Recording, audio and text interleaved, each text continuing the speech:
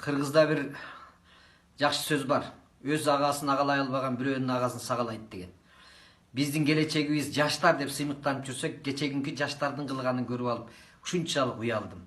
Бир орустун Гусейин деген бир казы келсе, ошону тимеле сопровождение менен аэропорттон бери тосуп алып, Ниңмиң деген адам Бишкек парктын ичине кирип алып, ошонун колун кармайбыз деп карындаштарым чурулдап жүрөсүңөр.